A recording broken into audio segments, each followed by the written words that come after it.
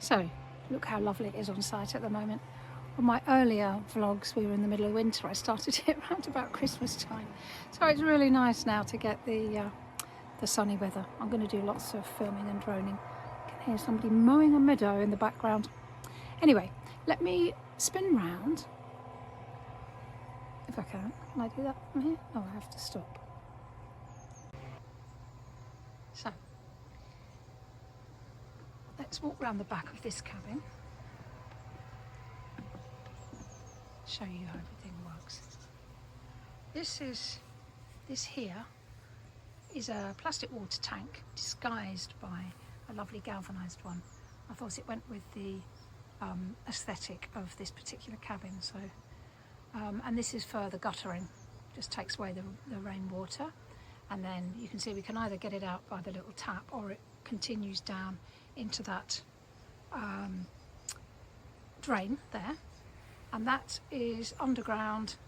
There's a channel with gravel and different types of gravel and stones and things, and that also connects up with these two water butts here. There's one there and there's one over there. This one here services the kitchen sink only, that one, that's all that does. Very simple drainage system inside. We have the water coming out. You can see, can you see here? No, you can't see in that one. They're all slightly different because it was all a learning curve and we were building. Anyway, the water goes in there and it goes through filters and then drains out, again joining that system underground. Here's the gas tanks for the water and the cooker. And here we have the tank that services the shower water and the bathroom sink water and the urine from the composting toilet. Now you see this sort of concertinaed pipe there. That has a one-way valve inside so that no smells from inside the tank can draft back into your toilet. Again, it's all makes it more user-friendly. So all that grey water mixed with the urine goes into this tank. Again, it goes under and joins into that gravel pit. Not a pit, it's a gravel pipe, a sort of pipeway. And then you can see the reed bed. And that processes all the grey water and urine for this cabin. They look pretty and there's no smell or anything there.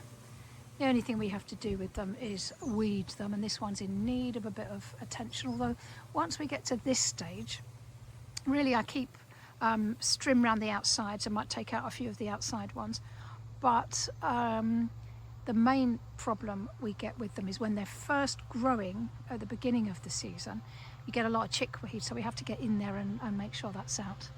Obviously you have to be quite mindful when you're doing that and wear serious gardening gloves. But that's how that works, and these are a major success, I'd say. If we go around here, there's another one for that cabin over there. Each cabin has its own one.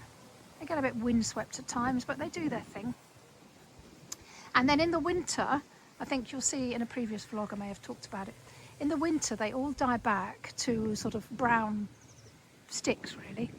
And the first time that happened we went into a bit of a panic and we're phoning up the supplier that we bought the reeds from, going, what, is it not working? It's not working.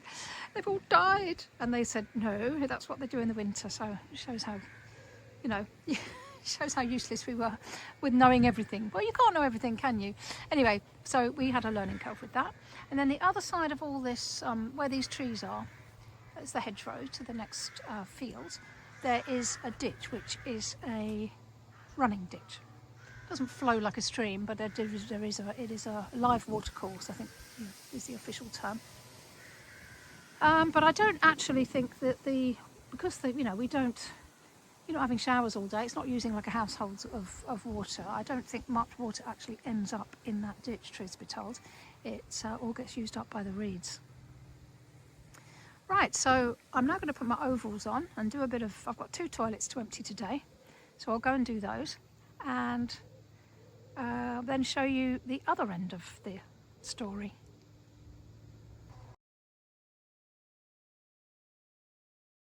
Here I am all suited and booted to go and empty some of our composting toilets. To be fair, I don't always wear the boiler suit, sometimes just a pinny will do, but I do always use a mask and gloves. So I'll keep these on because I'm now going to show you the compost bins which are here. I'll talk you through those and how they work. So how it works is, you see the one that says not in use? That one is not being topped up with any fresh supplies because that is composting. I'll show you what it looks like.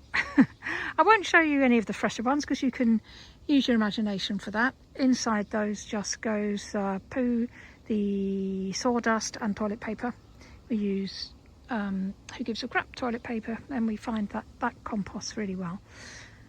It's a very good product. Anyway, and yes, so basically it takes about 3 years for the compost to become compost. I think up to 3 years. I think sometimes it's a bit quicker, but tends to be 3 years. I think it's about, I don't think we put any in bags last year, so probably in the autumn. The one that I'm going to show you will then be going into bags. We put them into polythene bags, and then that gets used on our flower beds or the flower troughs that you can see at the entrance. I'll show you those too. So let's have a look. So here's inside the one that is doing its thing with the composting. And I've got to say, I mean, I put the mask and gloves on for hygiene and safety reasons, really. There is no smell from this, if anything. I mean, no, it really doesn't smell at all. People are surprised. You wouldn't think these compost bins have inside what they have in, but they do. So you can see that's well on its way to composting down. It makes a really nice rich compost. I think if you do it yourself, you can use it on your veggies, but we don't. That'll be left until, like I say, until the autumn.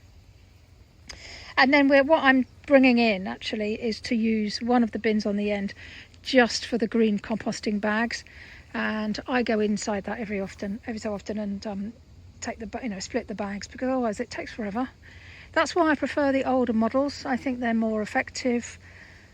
I saw it on Dragon's Den recently. Now, I'm not dissing anyone's product, but because I haven't looked at it in close detail, but they were using some compost toilets that went into sort of heat sealed bags, and I can see that's very user friendly, but how does that, I don't know, it's a lot of plastic bags.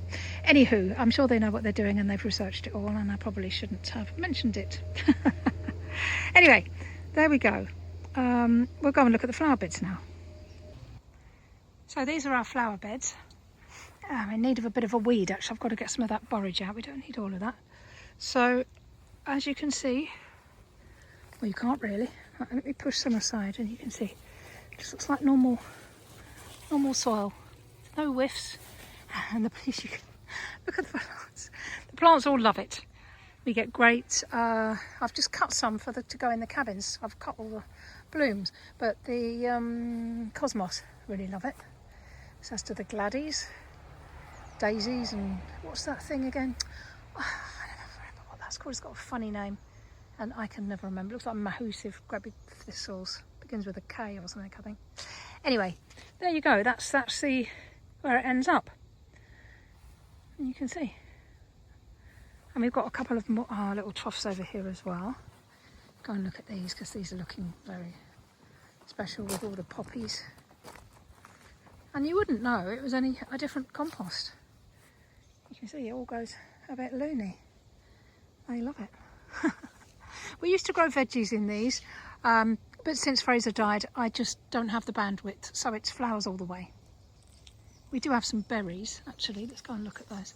We do have some berries, but they are zero to do with the composting toilets. We don't use any of that compost. Look at these gooseberries and black currants. Core. I actually hadn't looked. Core, look at that. Brilliant, aren't they? I mean, the birds do have their share, has to be said. Got strawberries over there as well. But the berries, it's obviously a good year for berries. Maybe someone tell me what that means. This needs a weed as well before anyone says.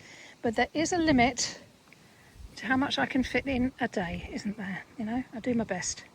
I've got to empty the toilets. weeding and take a little bit of a back seat.